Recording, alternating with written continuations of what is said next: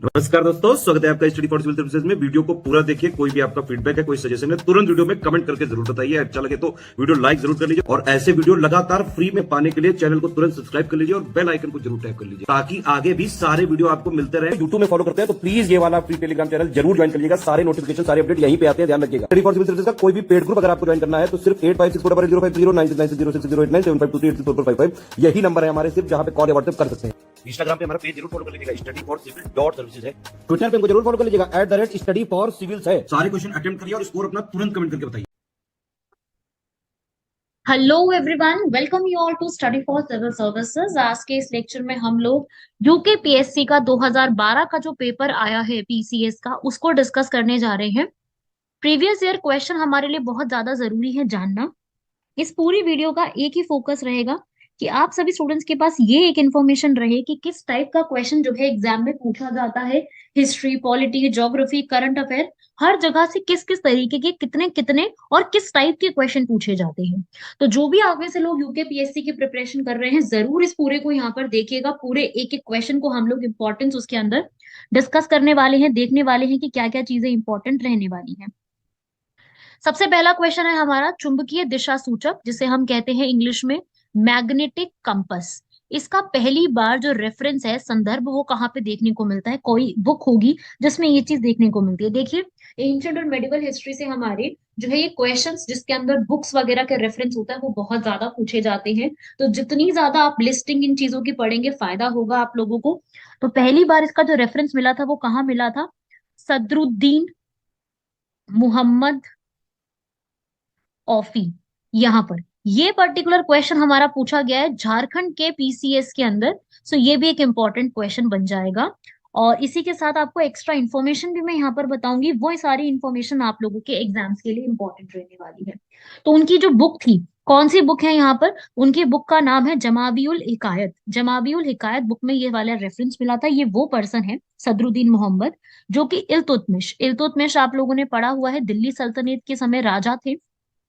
तो ये पर्सन जो टर्किश सुल्तान थे, उनके समय में ये यहाँ पर रहा करते थे, सदरुद्दीन मोहम्मद औफी। तो इतनी इंफॉर्मेशन आप लोगों को इसके बारे में याद रखनी है। तो इस तरीके की बुक का भी रेफरेंस एग्जाम में पूछा जाता है। नेक्स्ट क्वेश्चन है हमारा दिल्ली सल्तनत से ही जुड़ा हुआ। अगला क्वेश्चन भी हमारा मेडिवल हिस्ट्री से ही जुड़ा हुआ है। दिल्ली सल्तनत के बाद जो है किस राष्ट्र शासक ने स्वर्ण मुद्रा का पहली बार प्रचलन जो है वो शुरू किया था? क्वेश्चन हमसे पूछ रहा है कि जो पहली बार, जैसे हम दिल्ली सल्तनत पूरी पढ़ी है हम लोगों ने, उसके अंदर सारी चीजें के बारे में पढ़ा है। तो जब दिल्ली सल्तनत खत्म हो गया था, हमारा जो दिल्ली सल्तनत है वो 1526 में खत्म हो जाता है, जब पहली बैटल ऑफ पानीपत लड़ी जाती है। तो यहाँ पर जो है बाबर के आने के बाद दिल्ली सल्तनत यहाँ पे खत्म होता है और क्या शुरू होता है? मुगल एम्पायर, मुगल साम्राज्य शुरू होता है। सो मुगल साम्राज्य के जो राजा थे, जिसके अंदर सबसे पहले राजा आते हैं बाबर, फिर आते हैं हुमायूं, फिर आते हैं अकबर, है ना? तो यही पूछ रहा है कि इन सब ऑप्शंस में से किस पर्सन ने पहली बार स्वर्ण मुद्रा का उपयोग जो है वो शुरू किया था? सो इसका जो करेक्ट आंसर है, पहली चीज तो सब लोग जो भी मैं क्वेश्चन बोलूं उसका करेक्ट आंसर अपने दिमाग में एकदम से निकालिए कि क्या आंसर हो सकता है इसका। तो उसका आंसर है आपका अकबर। पहली बार दिल्ली सल्तनत के खत्म होने के बाद गोल्ड कॉइन्स जो है वो यहाँ पर इशू किए थे, अकबर द्वारा यहाँ पर इशू किए गए थे गोल्ड कॉइन्स। और उन गोल्ड कॉइन्स को क्या कहते थे? उनको हम यहाँ पर कहते थे मुहरे। ठीक है, इनकी जो शेप थी वो स्क्वायर शेप में भी इन्होंने चेंज कर दिया था धीरे धीरे करते करते। और फिर उसके बाद जो है धीरे ये गोल्ड जो स्क्वायर के थे वो बिल्कुल खत्म हो गए थे, और राउंड जो है वो कॉइन्स को ही सिर्फ इस्तेमाल किया जाता रहा है। तो ये शेप के बारे में भी पता होना चाहिए कि एक स्क्वायर शेप में भी यहाँ पर आई थे, वो स्क्वायर शेप्स इन्होंने ही यहाँ पर यूज किए गए थे। ठीक है, और इनके यहाँ पर जो हाईएस्ट जो भी इन्होंने गोल्ड कॉइन वगैरह यूज किए थे, इसमें इन्होंने 26 वैरायटी का इस्तेमाल किया था। क्वेश्चन आ सकता है कौन से ऐसे राजा थे जिन्होंने जो है वो 26 वैरायटी के यहाँ पर यूज किया था? सो 26 वैरायटी आप ये याद रखिएगा। और अकबर के टाइम पीरियड में सबसे ज्यादा जो गोल्ड कॉइन की वैल्यू थी, वो किसकी वैल्यू थी? वो थी शहनशाह की, शहनशाह गोल्ड वैल्यू। ठीक है, क्वेश्चन आता है ऐसा कौन सा राजा है जिसने 26 वैरायटी के कॉइन, सिर्फ अकेले वही राजा थे और कोई थे ही नहीं। बहुत सारे अलग अलग नाम के इन्होंने निकाले थे यहाँ पर।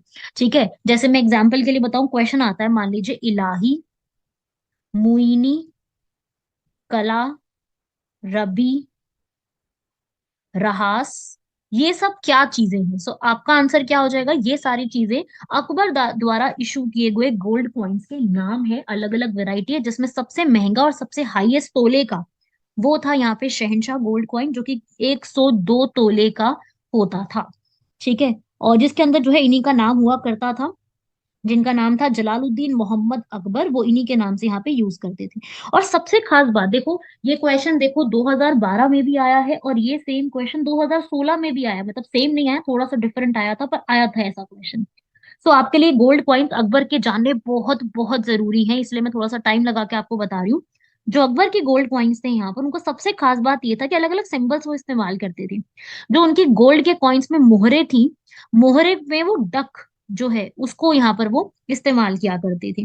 डक का इस्तेमाल करना, कभी कभी किसी रुपए के ऊपर वो यहाँ पर त्रिशूल जो है उसका इस्तेमाल करना, सूर्य की पिक्चर को यहाँ पर बनाना, किसी पिक्चर में वो फिश को यहाँ पे बनाते थे। तो डिफरेंट डिफरेंट टाइप के कॉइन्स में ये चीजें बनाया करते थे, जिनको आप जानते हैं।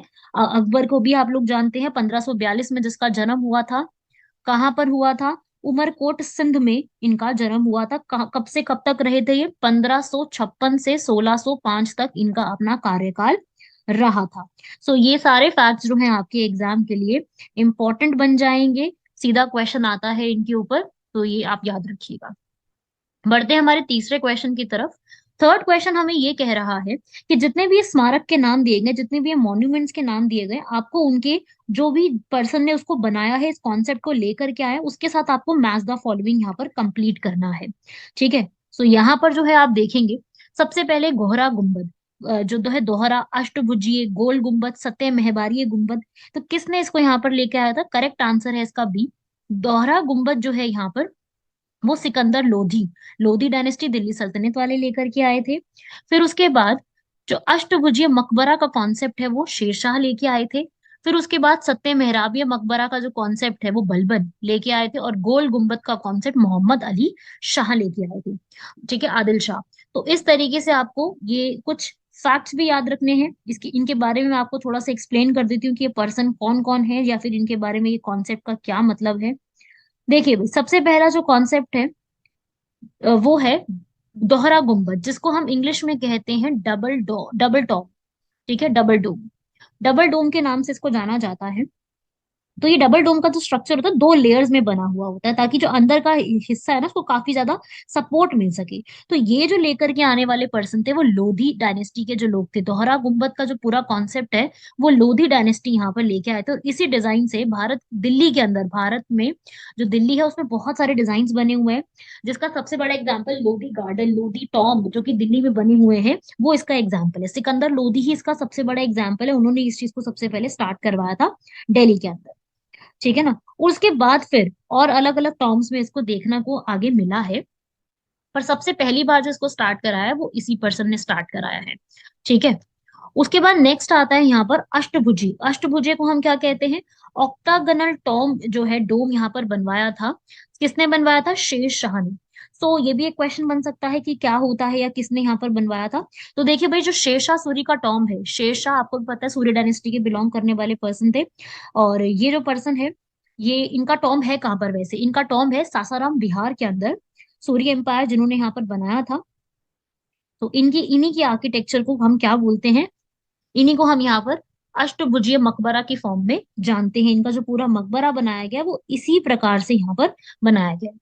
फिर नेक्स्ट आता है हमारे सामने ट्रू आर्च टॉम। ये सत्य महवारीय मकबरा है, जो वो ट्रू आर्च टॉम की फॉर्म में जाना जाता है, जो कि बलबन, बलबन जो कि दिल्ली सल्तनत के सबसे ज्यादा क्रूर राजा के रूप में जाने जाते हैं। फिर आते हैं गोल गुंबद। गोल गुंबद का जो कॉन्सेप्ट है, आई होप सब लोगों ने सुना हुआ होगा, क्योंकि इसके ऊपर कई बार अलग अलग एग्जाम में गोल गुंबस के नाम से भी क्वेश्चन आ चुके हैं। तो वैसे अगर मैं बात करूं गोल गुंबस है कहाँ पर, गोल गुंबस भी है एक, गोल गुंबस कहाँ पे है? कर्नाटका में, कर्नाटका, विजयपुरा के अंदर। ठीक है, सो ये किसने बनवाया था? सुल्तान मोहम्मद आदिल शाह का ये मकबरा है, जो कि गोल गुंबस इसका एग्जाम्पल है। ठीक है, गोल गुंबस, गोल मतलब कि राउंड की तरीके से बना हुआ है, आदिल शाह डायनेस्टी में, और ये इसके बीजापुर एरिया जो है वहां पर आपको ये देखने को मिलेगा। और ये जो है अभी हमारा यूनेस्को की वर्ल्ड हेरिटेज साइट लिस्ट में गया नहीं है, ये टेंटेटिव लिस्ट जो होती है ना उसमें ये पहुंच चुका है। दक्कन का जो पूरा एरिया उसी की लिस्ट में ही काउंट किया जाता है। तो आपका ये वाला क्वेश्चन जो है वो आपने देखा मॉन्यूमेंट्स, हिस्ट्री के मॉन्यूमेंट्स के टॉपिक से आया है। नेक्स्ट हमारा क्वेश्चन नंबर 4 देखेंगे यहाँ पर।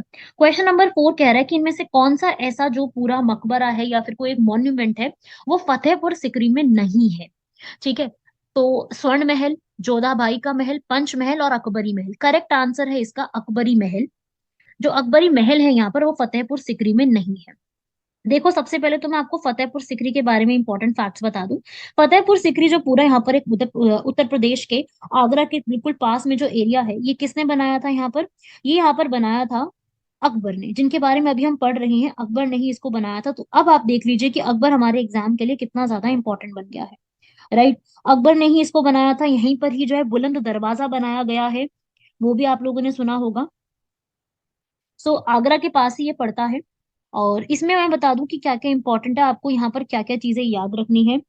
और इसको जो है ऑलरेडी फतेहपुर सिकरी को 1986 में यूनेस्को द्वारा वर्ल्ड हेरिटेज साइट का दर्जा ऑलरेडी दिया जा चुका है। राइट, नेक्स्ट बढ़ते हैं, हमारे फोर्थ क्वेश्चन हो गया, हमारा फिफ्थ क्वेश्चन की तरफ बढ़ते हैं।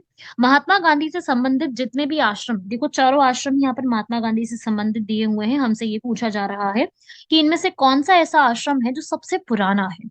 साबरमती, वारधा, फिनिक्स या सदाकत? तो हमारा यहाँ पर सबसे पुराना आश्रम हमसे पूछा जा रहा है।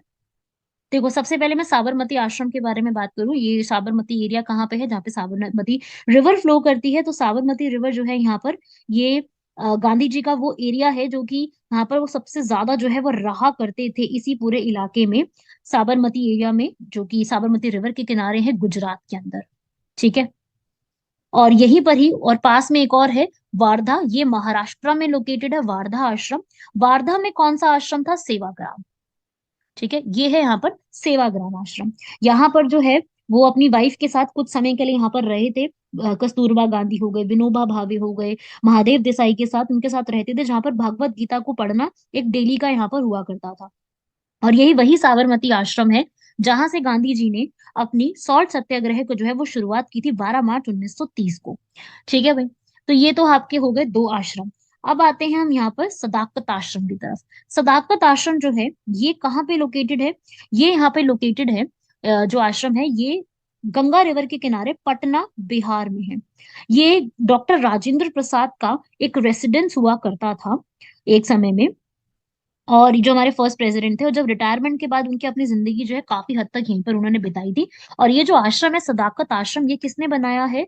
मौलाना, ये भी एग्जाम के लिए इंपॉर्टेंट हो सकता है, मजरोल हक। ये भी एक फ्रीडम फाइटर के रूप में जाने जाते हैं। और ये भी कांग्रेस के साथ ही जुड़े हुए थे। जब भी जितनी भी इंपॉर्टेंट मीटिंग्स हुआ करती थी, जितने भी इंपॉर्टेंट पर्सन थे, ब्रज किशोर प्रसाद, अनुग्रह नारायण, राजेंद्र प्रसाद, जयप्रकाश नारायण, इन सबकी जो मीटिंग्स हुआ करती थी वो इसी आश्रम में हुआ करती थी। ठीक है, सो ये गांधी जी से जुड़ा हुआ नहीं था ज्यादा।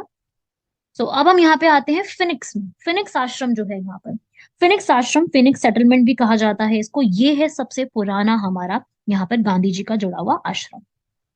ये कहाँ पे लोकेटेड है? ये लोकेटेड है, ये इंडिया में नहीं है, ये डरबन साउथ अफ्रीका में लोकेटेड है।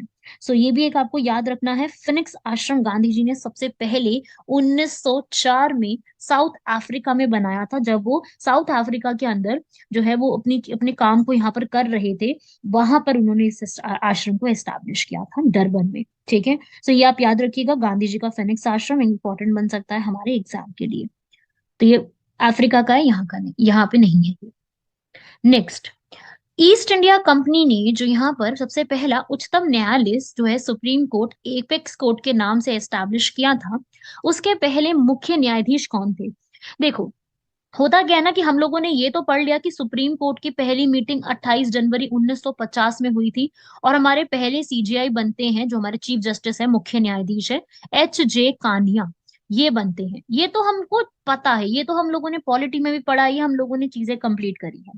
लेकिन अब हमें ये भी पता होना चाहिए कि जो हमारे सबसे पहला आश्रम बना था, हमारा सबसे पहला आश्रम कहाँ पे बना था? हमारा सबसे पहला, सॉरी, जो न्यायालय है वो आपका बना था 1773 का जो रेगुलेटिंग एक्ट था। रेगुलेटिंग एक्ट के बाद वहां पे सीजीआई बनाए गए थे जिनका नाम था एलिजे इम्फे। और ये वही एलिजे इम्पे है जिनकी दोस्ती जो है वो वॉरेन हेस्टिंग के साथ भी थी, और वॉरेन हेस्टिंग के साथ मिल करके इन्होंने महाराजा नंद कुमार को जो है वो फांसी पे लटका दिया था। ठीक है, बढ़ते हैं हमारे नेक्स्ट क्वेश्चन की तरफ। सेवेंथ क्वेश्चन है नील दर्पण। नील दर्पण जो है यहाँ पर वो किसने लिखी है, वो लिखी है यहाँ पर दीन बंधु मित्र ने।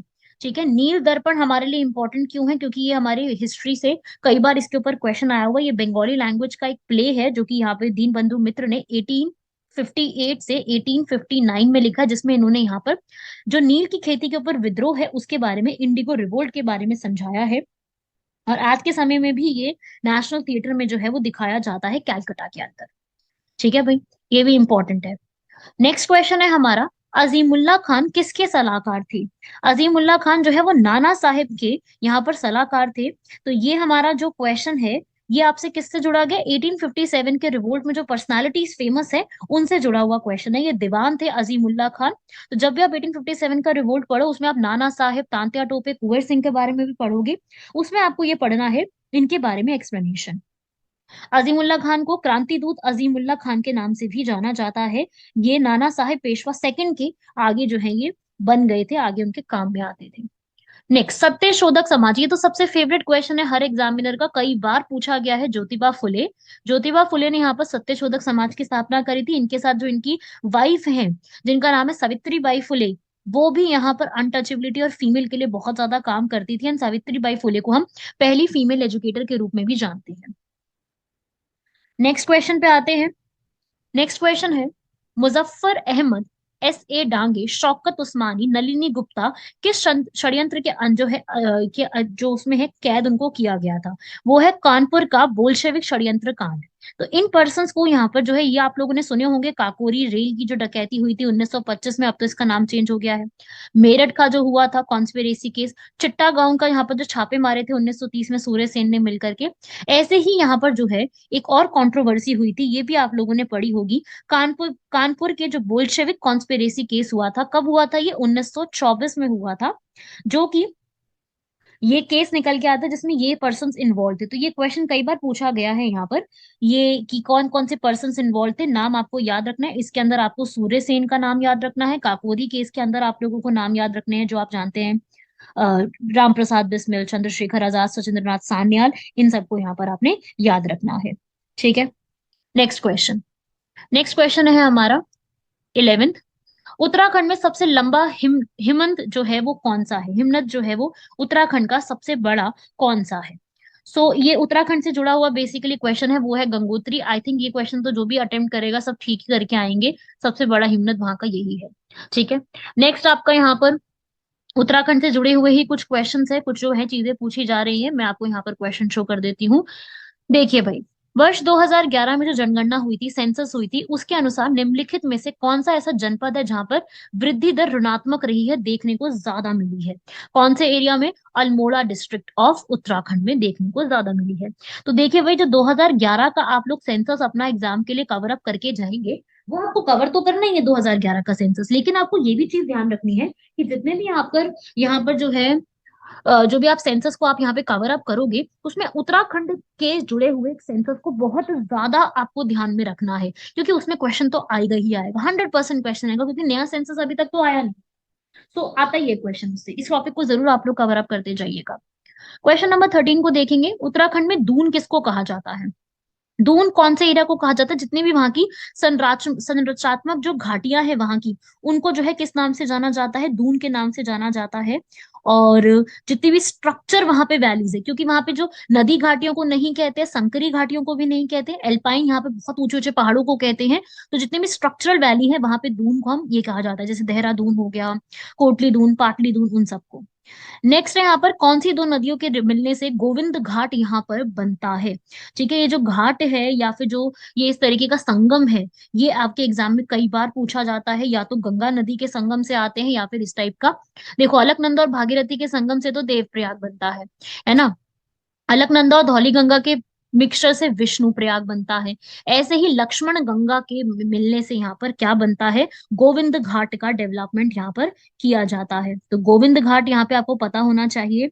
और चमोली डिस्ट्रिक्ट में ये एरिया पड़ता है, अलकनंदा और लक्ष्मण गंगा के मिलने पर। ये करीब करीब जोशीमठ के पास में ही पड़ता है। ठीक है भाई, नेक्स्ट क्वेश्चन। इसमें से ऐसा कौन सा एक उत्तराखंड में जैव आरक्षी क्षेत्र है? जैव आरक्षी क्षेत्र होते हैं वो एरिया जिनको प्रोटेक्ट करके रखा गया है। ऐसा कौन सा एरिया है यहाँ पर? वो है नंदा देवी। नंदा देवी यहाँ का क्या है? जैव आरक्षी क्षेत्र, बायोस्फेयर रिजर्व है। अगर उत्तराखंड की बात करूं तो उत्तराखंड में सिर्फ एक ही बायोस्फेयर रिजर्व है। बाकी जो तीनों आप देख रहे हो ये भी है, लेकिन ये तीनों नेशनल पार्क है, ठीक है ना। क्वेश्चन नंबर 16 देखेंगे। महासागरीय नितल का सबसे विस्तृत भाग कौन सा है? महासागरीय जो हमारे होते हैं, महासागर जो होते हैं, उनका सबसे विस्तृत भाग, सबसे चौड़ा एरिया जिसको हम कहते हैं, वो ओशन फ्लोर का सबसे चौड़ा एरिया कौन सा होता है? तो देखिए भाई, इसका आंसर हमारा हो जाएगा, चौड़े एरिया का आंसर है हमारा गहरे सागरीय मैदानों को हम सबसे चौड़े एरिया में डिफाइन करते हैं। ग्रेनेडा। ग्रेनेडा जो है यहाँ पर, वो कहाँ पर हमें देखने को मिलेगा? कैरेबियन सी में यहाँ पर हमें देखने को मिलेंगे। तो ग्रेनेड जो है यहाँ पर, ये कहाँ पे हमें देखने को मिलेंगे? सीधा आपको याद रखना है, ग्रेनेड जो है यहाँ पर, ये ग्रेनेडा, ये आपको कैरिबियन आइलैंड्स में देखने को मिलेंगे। नेक्स्ट, अब ये आता है नेक्स्ट क्वेश्चन टाइमिंग के ऊपर। अगर यहाँ पे आपसे पूछ रहा है कि अभी दोपहर के यहाँ पर 12 बज रहे हैं, एक तार भेजा गया है और तार को भेजने में 12 मिनट का समय लगा है, और वह एक नगर 6 बजे साय को वहां पर 6 बजे वहां पर वो पहुंचा है उनके पास। तो अभी जो नगर है उसका देशांतर जो आपको लैटिट्यूड यहाँ पर बताना है कि कितना होगा। देखिए भाई, अपना इंडिया है यहाँ पर 82.5 डिग्री ईस्ट पर, है ना। 82.5 डिग्री ईस्ट पर है। तो अभी 12 बजे भेजा गया, 12 बज के 12 मिनट पे वो पहुंच गया है और 6 बजे तक वहां पर रीच भी कर गया है। तो वहां पर आपका जो पूरा टाइम जो है वो आगे की तरफ गया है। तो उस हिसाब से आपका आंसर क्या हो जाएगा? 87 डिग्री ईस्ट। भारत जो है 82.5 डिग्री ईस्ट पे है, और हम 0 डिग्री से 5.5 घंटे आगे हैं। तो अगर आपका यहाँ पर 6 घंटे लेके आने हैं पूरे आपने, तो आपका 87 डिग्री हो जाएगा। ठीक है, तो 6 घंटे का फर्क हुआ ना, यहाँ पर 6 घंटे आगे कर दिया आपने। और ठीक है, नेक्स्ट, ब्रिक्स, इनमें से कौन ब्रिक्स का सदस्य नहीं है? आप यहाँ पे, ये तो बहुत इजी से आप अंदाजा लगा लोगे। ब्रिक्स को आप बी से ब्राजील बताएंगे, आर से रशिया, आई से इंडिया, सी से चाइना, और आपका एस से साउथ अफ्रीका। राइट, तो कौन सा नहीं है इसमें? सऊदी अरेबिया इसका पार्ट नहीं है। प्लस आप यहाँ पे देखो, जो भाई ब्रिक्स है उसकी मीटिंग्स किस तरीके से होती है, मैं आपको एक ट्रिक बता देती हूँ, आगे आने वाले समय में आपके बहुत हेल्पफुल रहेगी ये चीज। ठीक है, देखो भाई, जो इंडिया है वहां पे 2021 में हुई है, तो चाइना में 2022 में हुई है, अभी 2023 शुरू हो गया तो उसकी मीटिंग साउथ अफ्रीका में होगी, इनकी रोटेशन में होती है। कई बार पूछा गया क्वेश्चन है तो आपको पता होना चाहिए। ये 2021 और 22 की ऑनलाइन हुई है, ठीक है, ऑफलाइन नहीं हुई। तो आपको डेट याद रखने की कोई जरूरत नहीं, आपको लोकेशन याद रखने की कोई जरूरत नहीं, आपको सीधा क्या याद रखना है, कहाँ पर मीटिंग हुई है। तो रोटेशन में चलती है, 2022 की पूछ ले तब भी आपको पता है। अगर आपको एक याद कर ली है आपने, अगर 2021 की याद कर ली, तो बाकी तो आपके लिए बहुत ईजी हो जाएंगे याद करना, है ना। नेक्स्ट, इनमें से कौन सा समूह बाकियों से संबंधित नहीं है? आपको ऑड वन आउट करके निकालना है। ठीक है, तो यहाँ पर आपका बालू पत्थर, शैल, चूना पत्थर, ये सब है। नीस जो है वो अलग आ जाएगा, क्यों? क्योंकि बाकी सब जो आपके लिखे हुए हैं ये सेडिमेंट्री रॉक्स का एग्जाम्पल है, जबकि जो नीस है हमारा वो यहाँ पर मेटामॉर्फिक रॉक का एग्जाम्पल है। तो नीस यहाँ पे मेटामॉर्फिक हो जाएगी, इसलिए बाकी सबसे ये अलग है। नेक्स्ट, 2011 की जनगणना के अनुसार सर्वाधिक साक्षरता वाला राज्य इन चारों में से? देखो, वैसे अगर पूछेगा आपसे तो आपका आंसर केरल होगा, लेकिन आपसे ऑप्शन वाले के हिसाब से पूछ रहा है, इसका आंसर हो जाएगा मिजोरम। मिजोरम की साक्षरता दर सबसे ज्यादा है। नेक्स्ट क्वेश्चन आपसे जो है वो बायोस्फीयर रिजर्व के ऊपर पूछ रहा है। काफी इजी क्वेश्चन है, आपको बताना है कि इनमें से कौन सा सही नहीं है, इनकरेक्ट मैच को आपको निकाल के लाना है। तो देखो भाई, इसमें सिमलीपाल उड़ीसा में है, बिल्कुल है। नोकरेक जो है हमारा वो भी मेघालय में है। अगस्त्यामलई हमारा केरल में है। और चौथा ऑप्शन हमें दे रहा है कंचनजंगा। तो देखिए, कंचनजंगा हिमाचल प्रदेश में नहीं है, कंचनजंगा सिक्किम में लोकेटेड है। तो इस हिसाब से हमारा आंसर जो है वो हिमाचल प्रदेश नहीं होगा। हिमाचल प्रदेश में एक ही है, वो है कोल्ड डेजर्ट बायोस्फीयर रिजर्व, तो सिर्फ वही एक ही है वहां पर। ठीक है भाई, बढ़ते हैं हमारे नेक्स्ट क्वेश्चन की तरफ। ये इंग्लिश में क्वेश्चन है, ठीक है, इंग्लिश हिंदी कोई फर्क नहीं पड़ता, मैं दोनों हिसाब से ही आपको एक्सप्लेन कर रही हूँ। क्वेश्चन नंबर 23 हमें कह रहा है, आपको मैच करना है। ठीक है, इसमें जो सही है इसका तरीका, कहाँ पे क्या सबसे ज्यादा मिलता है उसके हिसाब से आपको इसको मैच करना है। तो देखो भाई, सबसे पहले उर्वरक, फर्टिलाइजर्स जो है हमारे सबसे ज्यादा जो है आपको कहाँ पर देखने को मिलेंगे? कोटा में। ठीक है, सॉरी, फर्टिलाइजर सबसे ज्यादा आपको देखने को मिलेंगे श्री गंगानगर में। ये चारों एरिया ही आपके कहाँ पर है? आपके चारों एरिया जो है वो राजस्थान के लोकेटेड है। फिर उसके बाद कांच, ग्लास, सबसे ज्यादा ग्लास कहाँ पे देखने को मिलेगा? वो है जयपुर में। फिर सीमेंट, सीमेंट सबसे ज्यादा आपको कहाँ मिलेगा? उदयपुर में। और कृत्रिम रेशम आपको सबसे ज्यादा मिलेगा कोटा के अंदर। करेक्ट आंसर इसका हो जाएगा ए। ये वो जगह है जो कि वहां की उस एरिया की सबसे ज्यादा फेमस पड़ जाती है, इसलिए आपसे ऐसा सवाल किया गया है। नेक्स्ट, इनमें से कौन सी नदी सरदार सरोवर परियोजना से संबंधित है? सरदार सरोवर डैम सब लोगों ने सुना हुआ होगा, कौन सी नदी के ऊपर बना हुआ है? नर्मदा। नर्मदा नदी पे और भी डैम बने हुए हैं, जैसे कि ओमकारेश्वर, जो कि मध्य प्रदेश में से स्थित है, जबकि सरदार सरोवर जो है डैम, वो किस में स्थित है? वो गुजरात में है। देखो डैम्स के ऊपर बहुत क्वेश्चन आते हैं, बिल्कुल भी छोड़ के मत जाइएगा, डैम्स के ऊपर काफी ज्यादा क्वेश्चन आते हैं। नेक्स्ट, आपको इस पूरे टॉपिक के अंदर जो है 4 कोयला क्षेत्रों को प्रदर्शित किया गया है, तो आपको ये बताना है कि इनमें से कौन सा मानचित्र पर सही नहीं दिखाया गया है। 4 है, ऑप्शन देख लीजिए, सतपुरा, सोन घाटी, कोरबा और कर्णपुरा। 4 ऑप्शन है हमारे पास, जिसमें से गलत कौन सा दिखाया गया? डी वाला कर्णपुरा जो है वो यहाँ पर गलत रूप में एक जो है उसको यहाँ पर दिखाया गया है।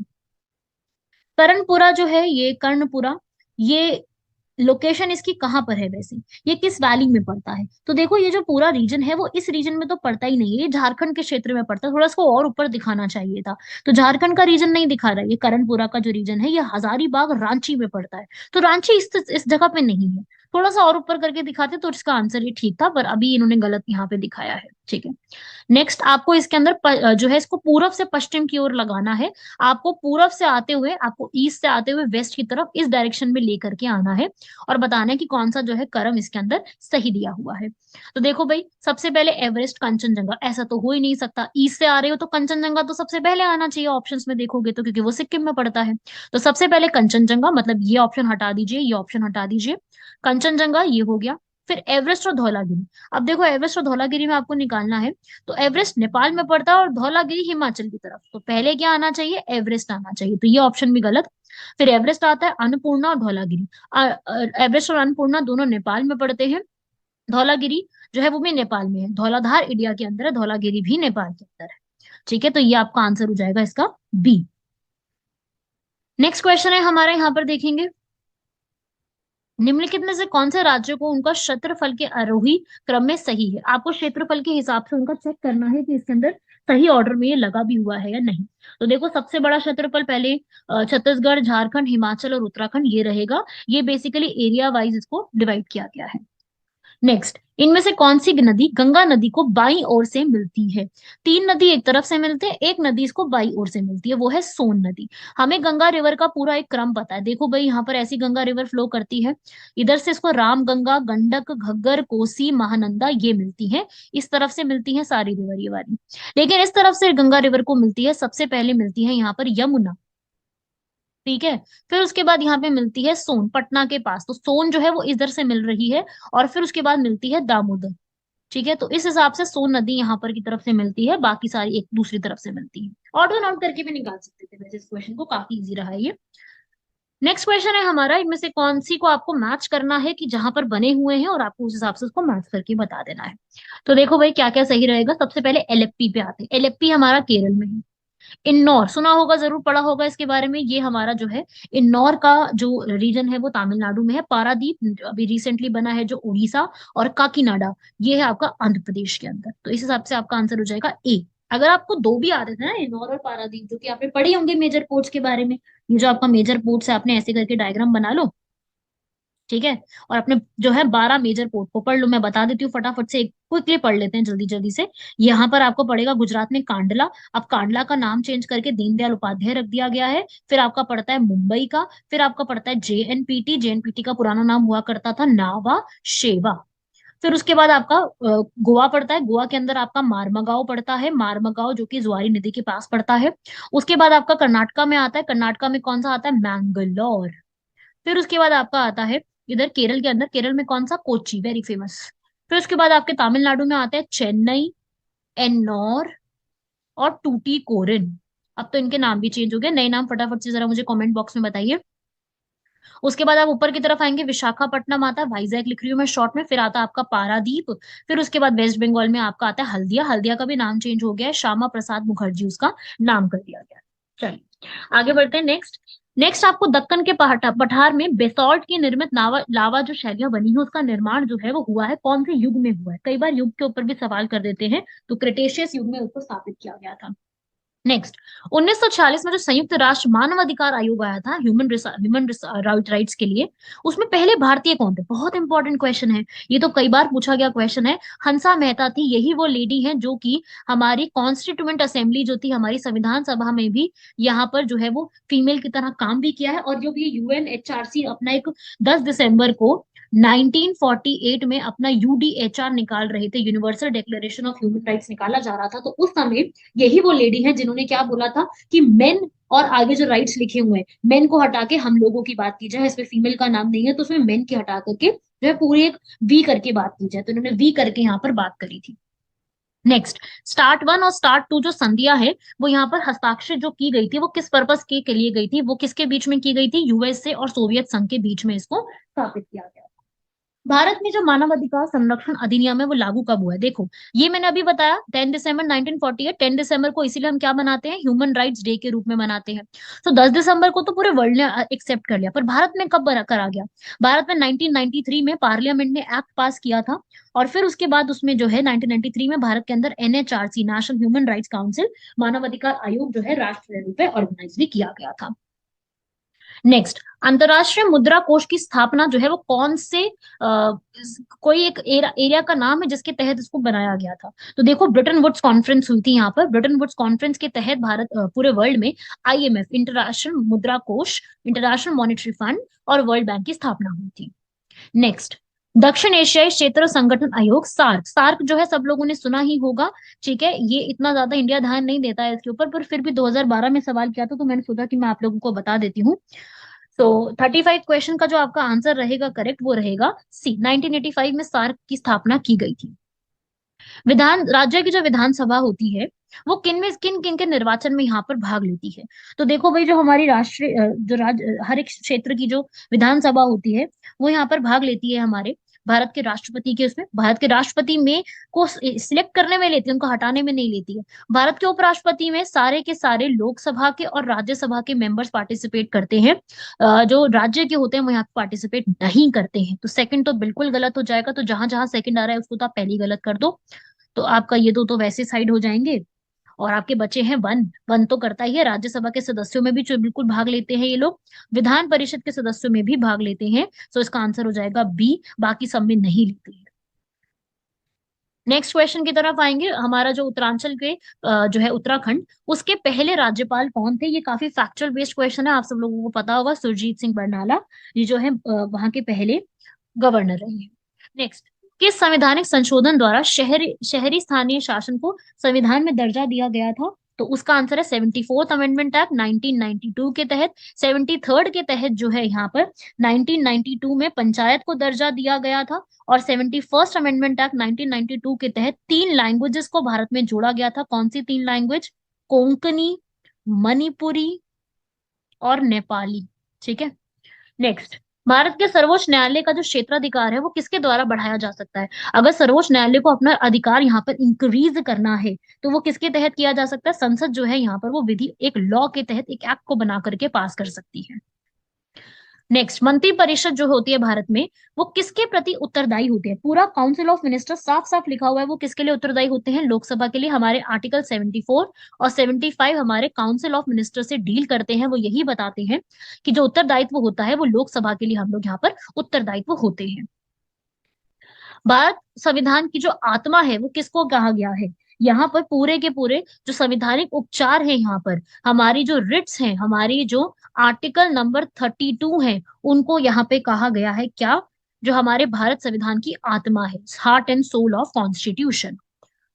नेक्स्ट क्वेश्चन, लोकसभा सचिवालय प्रत्यक्ष रूप से किसकी देखरेख के लिए कार्य करता है? जो उसका लोकसभा का सेक्रेटरिएट होता है वो यहाँ पर किसके लिए देखता है? लोकसभा का अध्यक्ष। लोकसभा अध्यक्ष यहाँ पर उसको डिसाइड करता है और पूरे तरीके से बनाता भी है। नेक्स्ट, इनमें से किसकी नियुक्ति राज्य का राज्यपाल नहीं करता? एक गवर्नर के हाथ में नहीं आती है, किसकी नियुक्ति? प्रधानमंत्री की करता है, ठीक है, बिल्कुल करता है। एक सदस्य की यहाँ पर राज्य के लोकसभा आयोग की बिल्कुल करता है। लेकिन जो एक उच्च न्यायालय के न्यायाधीश होते हैं, जो सीजे होते हैं किसी भी हाई कोर्ट के, वो यहाँ पर प्रेसिडेंट करते हैं। ये प्रेसिडेंट के अंडर आता है कि यहाँ पर जो भी हमारे प्रेसिडेंट होंगे वो यहाँ पर डिसाइड करते हैं कि किसको यहाँ पर अपॉइंट किया जाएगा। ठीक है, प्रेसिडेंट ही यहाँ पर उनको अपॉइंट करते हैं। नेक्स्ट, किसके अंतर्गत भारतीय संविधान सभा का गठन किया गया था। भारतीय संविधान सभा का संगठन जो है यहाँ पर कैबिनेट मिशन योजना के तहत 1946 में, क्योंकि ये जो संविधान सभा है हमारी वो भी 9 दिसंबर 1946 को पहली बार अपनी मीटिंग को ऑर्गेनाइज करती है। नेक्स्ट क्वेश्चन, हमारी जो भारत की संसद है इनमें से कौन से लोग उसमें सम्मिलित होते हैं। ये तो बहुत बहुत इजी क्वेश्चन है, ये तो सबको आता होगा। राष्ट्रपति, लोकसभा एवं राज्यसभा। इसके बारे में तो आई थिंक मुझे आप लोगों को और कुछ बताने की भी जरूरत नहीं है। नेक्स्ट, संसद के दोनों सदनों की जो संयुक्त बैठक की अध्यक्षता होती है वो कौन करता है। लोकसभा का अध्यक्ष करता है, यहाँ पर आर्टिकल नंबर 108 में लिखा हुआ है। नेक्स्ट, भारत के मुख्य चुनाव आयुक्त का कार्यकाल जो है यहाँ पर वो कितने समय का होता है। वो 5 वर्ष या 65 वर्ष की आयु जो भी उनसे पहले आ जाए उनको कंप्लीट किया जाता है। भारत के मुख्य चुनाव आयुक्त के बारे में जो है हमारे आर्टिकल नंबर 324 में लिखा हुआ है। जनहित याचिका PIL कहाँ पे हम इसको प्रस्तुत कर सकते हैं। ये हम किसी भी उच्च न्यायालय और सर्वोच्च न्यायालय किसी भी जगह में इसको प्रस्तुत कर सकते हैं। नेक्स्ट, 1962 में जो भारत और चीन का जो भारत चीन युद्ध से पहले जो उत्तराखंड है उसकी जनजाति के तिब्बत के साथ कैसे व्यापारिक संबंध हुआ करते थे। किस जनजाति के यहाँ पर संबंध होते थे उनके साथ, वो आंसर है भोटिया जनजाति। गणदेश सेवा संघ का गठन जो है यहाँ पर वो किसने किया था। श्रीदेव सुमन, ये वहीं का क्वेश्चन है।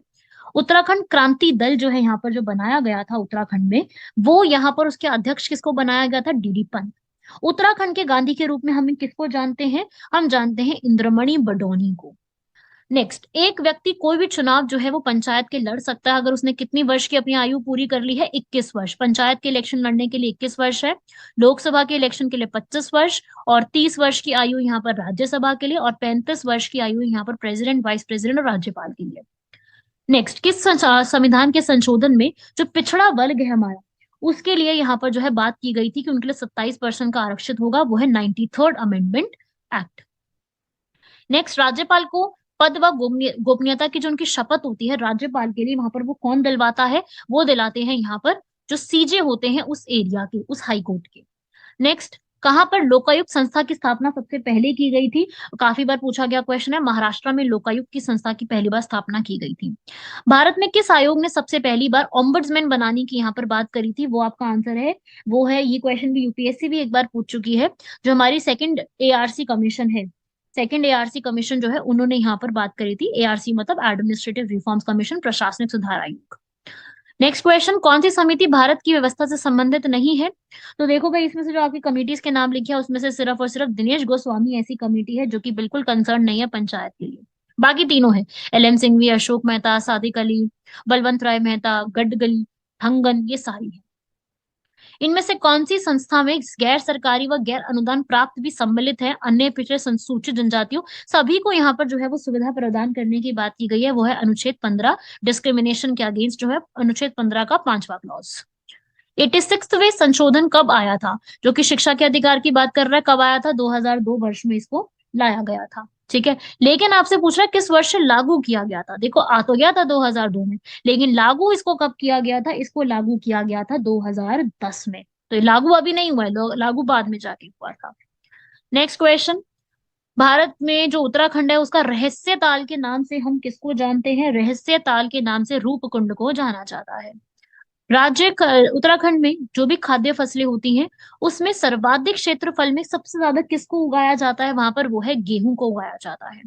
नेक्स्ट, अगला अगला क्वेश्चन में उत्तराखंड के राज्य की साक्षरता दर के ऊपर 2011 की जनगणना के अनुसार उत्तराखंड में सबसे ज्यादा साक्षरता दर मतलब कितनी है वहां पर, आपसे जो है वो नंबर यहाँ पे पूछ रहा है, वो है 79.63। इसको रट लो, इसको लर्न कर लो। उत्तराखंड राज्य की सबसे ऊंची जो चोटी है वो आप लोगों से यहाँ पर पूछ रहा है, वो कौन सी है, यहाँ पर नंदा देवी। ये तो काफी फेमस है, आप लोग उत्तराखंड से, आप लोगों को जरूर इसके ऊपर बारे में पता होगा। टेहरी जल के ऊपर पूछ रहा है, टेहरी जो है वो कौन सी नदी के ऊपर बनाई गई है।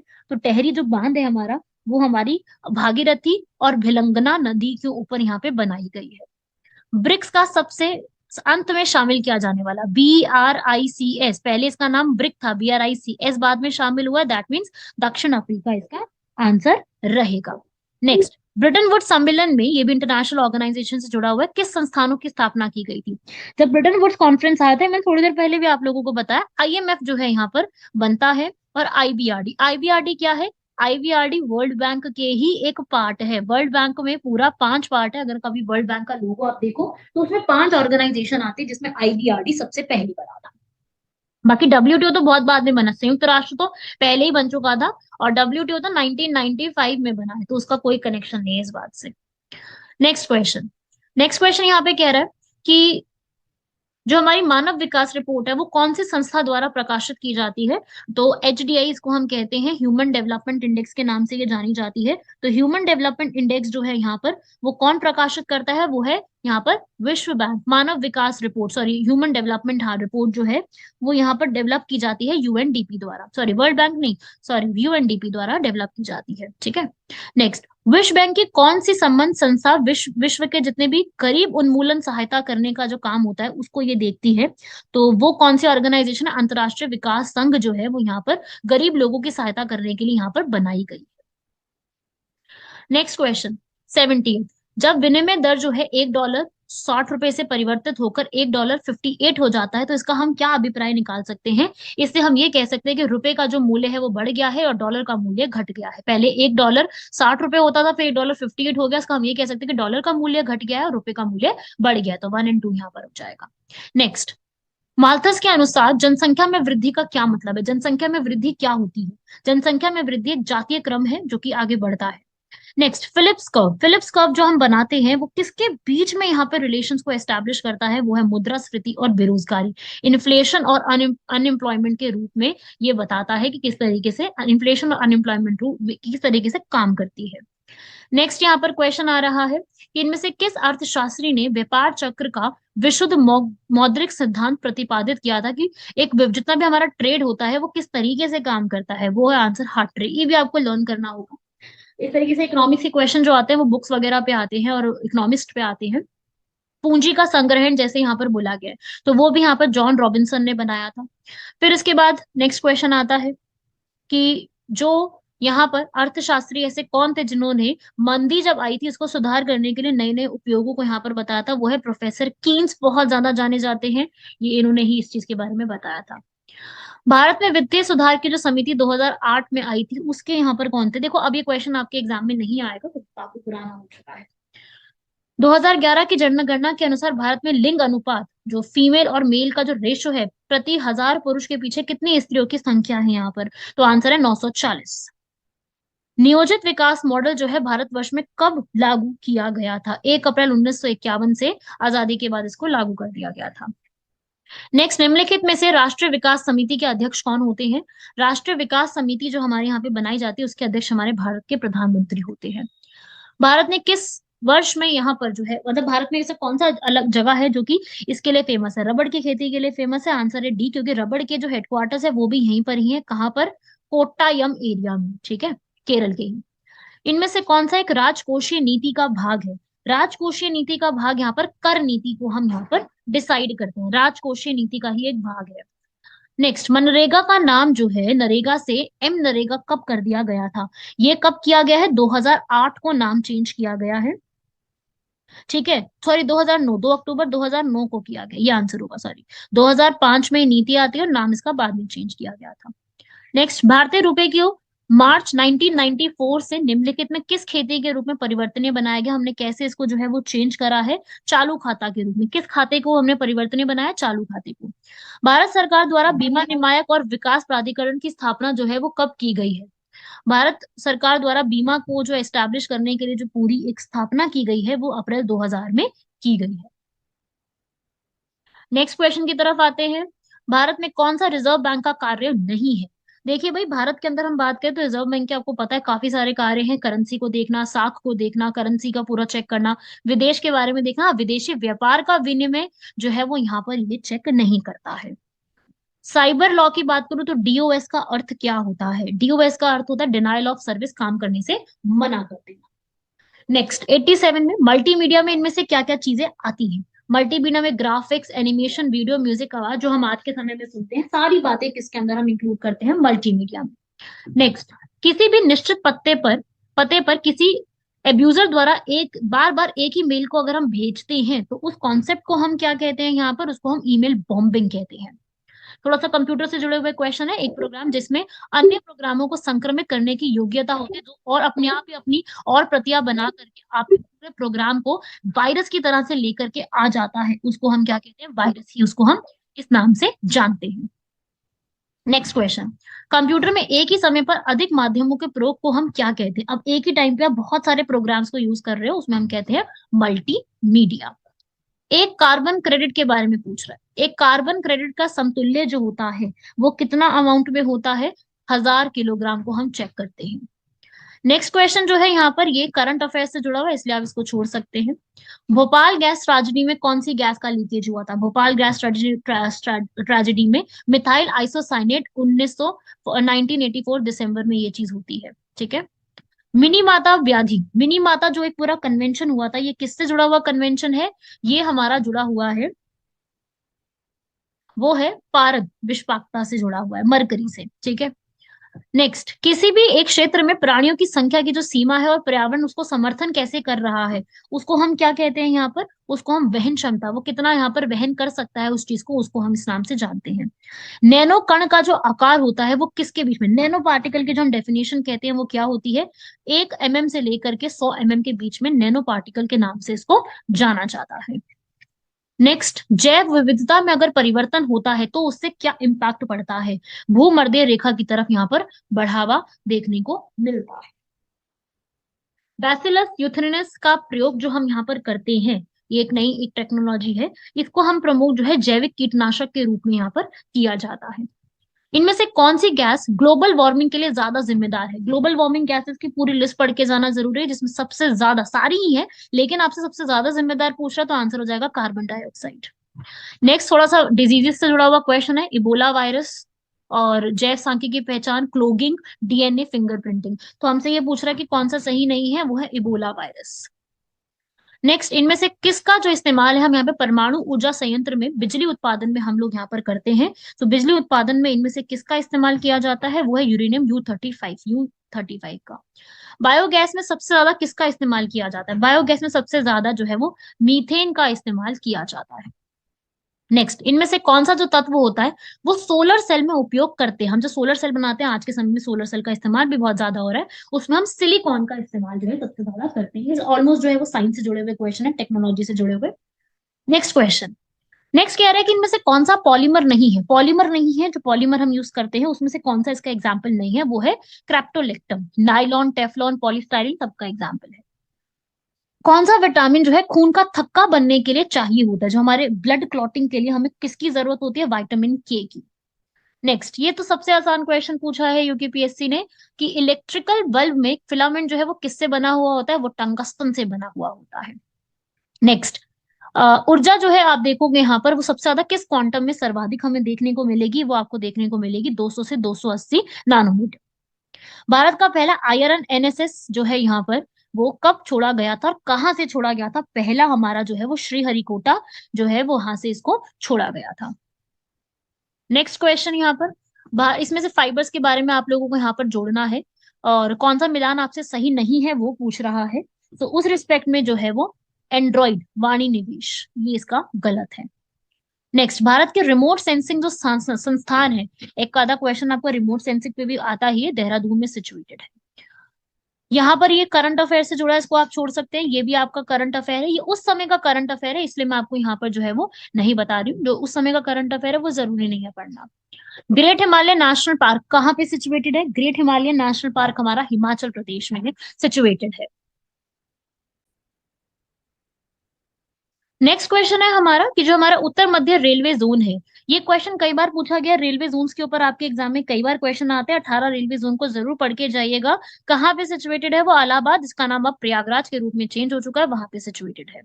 नेक्स्ट, 115 क्वेश्चन भी यहाँ पर जो है वो करंट अफेयर का है, ये भी करंट अफेयर का है। अंतर्राष्ट्रीय अहिंसा दिवस, ये आपको वैसे ही पता होना चाहिए, ये हम लोग कब मनाते हैं? 2 अक्टूबर को, गांधी जी के जन्म दिवस के दिन। केंद्र सरकार द्वारा अगर कोई राष्ट्रीय गोकुल मिशन स्टार्ट किया गया तो किस लिए होगा? देखो, गोकुल मिशन है, ये हम किसको प्रमोट कर रहे होंगे? ये हम देसी नस्लों को यहाँ पर प्रमोट कर रही होंगे, तो उसका उद्देश्य जो है गांव गाय की देसी नस्लों की रक्षा करना है। राइट। पॉक्सो, पॉक्सो जो है यहाँ पर वो किसको बचाने की बात करता है? वो बच्चों को यहाँ पर प्रिवेंट करने के लिए एक कानून की इस रूप में स्थापना की गई है। नेक्स्ट क्वेश्चन यहाँ पर नया राष्ट्रीय सलाहकार, ये भी उस समय का करंट अफेयर है, ये भी करंट अफेयर है, ये भी करंट अफेयर है, ये भी माराकेश संधि, ये सारे जो है आपसे करंट अफेयर पूछे गए हैं, इसलिए मैं आप लोगों को वो नहीं बता रही हूँ। ये सारे जो आप लास्ट के क्वेश्चंस देख रहे हैं वो सारे के सारे आपसे करंट अफेयर के रूप में पूछे गए हैं, लास्ट के सारे क्वेश्चन। ठीक है, वर्तमान में कौन है महिला अध्यक्ष, ये सारा कुछ जो है 8वीं बार चुनाव नहीं जीतने वाली, ये सारी चीजें जो है वो करंट अफेयर के रूप में किसको क्या बनाया गया है। ये सब करंट अफेयर है, इसलिए आपको इसको जो है अभी के लिए कवर करने की जरूरत नहीं, वो तो जब आप पढ़ेंगे आगे चल के सिर्फ तभी आप कवर अप कर लीजिएगा। ठीक है, नेक्स्ट ये क्वेश्चन आपको पता होना चाहिए, ये करंट अफेयर नहीं है यहाँ पर। गढ़वाल के इतिहास में नक्कड़नी रानी के नाम से कौन विख्यात थी? तो ये क्वेश्चन आपको करंट अफेयर से नहीं जुड़ा हुआ है, इसका आंसर आपका रहेगा कर्णावती रानी। गढ़वाल सर्व दलित परिषद का गठन, ये भी गढ़वाल एरिया के सर्वपल्लित गठन जो है 1928 में किया गया था। इसका भी यहाँ पर किसने किया था? जयानंद भारती ने इसको बनाया था यहाँ पर। ऐसे ही देहरादून में एक प्रजामंडल की स्थापना की गई थी, उस समय की गई थी ये क्यों? ताकि जो टेहरी राज्य है वहां पे जो भी वहां पे गलत तरीके से सुशासन किया जा रहा है उसको ठीक करने के लिए ये चीज की गई थी। नेक्स्ट, विश्व के सभी भागों में ईस्वी पूर्व 6वीं शताब्दी में एक महान धार्मिक का उथल पुथल का काम था, वैदिक धर्म बहुत जटिल हो चुका था, इसके चलते जो है यहाँ पर ये किया गया था। दोनों समस्याएं अपने आप में सही लिखी गई हैं। वैदिक धर्म में जो ब्राह्मण था उनका बहुत ज्यादा डोमिनेंस हो गया था, इसलिए यहाँ पर जो है वो एक नया धार्मिक जो है वो यहाँ पर उत्पन्न होने की बात हो रही है। नेक्स्ट, भागवत गीता का जो धर्म का ज्ञात है सर्वप्रथम किस में यहाँ पर लिखा गया है? वो लिखा गया है बेसनगर की गरुड़ स्तंभ के अंदर, ये आपको फैक्ट याद रखने हैं। मिलिंद पहानो जो है वो किसके ऊपर कि मिलिंद पहानो एक बुक है जो कि मिनांडर और मिलिंद पहानो के बीच में बुद्धिस्ट के बारे में एक्सप्लेन करता है। नेक्स्ट क्वेश्चन, किस वैदिक ग्रंथ में वर्ण शब्द का पहली बार उपयोग जो है वो किया गया है? वो है ऋग्वेद, हमारा सबसे पहला वेद। गुप्त साम्राज्य के पतन के बहुत सारे कारण थे, जिसमें सबसे एक इंपॉर्टेंट कारण है वो है अरबों का अरब की तरफ से होने वाला आक्रमण पूरा। तो ये है आपके कुछ इंपॉर्टेंट यहाँ पे क्वेश्चन, ये पूरा का पूरा आपको पढ़ना है, और जितने भी मैंने यहाँ पर आपको बताए हैं एक्स्ट्रा इन्फॉर्मेशन बताई है वो भी नोट करनी है। और कोशिश कीजिएगा कि 150 जो क्वेश्चन है हमारे, 150 क्वेश्चन को आप पूरा पढ़ें, इनको पूरा समझें। और यूकेपीएससी का जो भी आप लोगों ने ये पूरी आंसर की भी है, और यूकेपीएससी की जितनी भी आप तैयारी यहाँ पे कर रहे हैं, वो स्टडी फॉर सिविल सर्विस के तहत प्रीलिम्स से जुड़े हुए एक एक चीज यहाँ पर आपको तैयारी कराई जाएगी। सिलेक्शन के लिए जितना इंपॉर्टेंट कंटेंट चाहिए वो पूरा यहाँ पे कराया जाएगा। बहुत सारी चीजें आपको यहाँ पर दी जाएंगी, जितना बताया जाएगा मैं बता रही हूँ उससे ज्यादा ही आपको यहाँ पर मिलेगा, उससे कम नहीं मिलेगा। अगर आपको पूरा यहाँ पे इन्फॉर्मेशन चाहिए और आपको तैयारी करनी है तो दिए गए नंबर्स पे आप कॉल कर सकते हैं, व्हाट्सएप कर सकते हैं, और उसके तहत आप पूरी इन्फॉर्मेशन ले सकते हैं और अपने यूकेपीएससी की जो भी टेस्ट सीरीज ज्वाइन करनी है या आपको जिस भी प्रकार से यहाँ पर तैयारी करनी है वो पूरी तैयारी आप इस रूप में जान सकते हैं। ठीक है, मिलते हैं आप लोगों से नेक्स्ट लेक्चर में इसके बाद और चीजों को कवर अप करने के लिए। शुक्रिया, धन्यवाद, जय हिंद।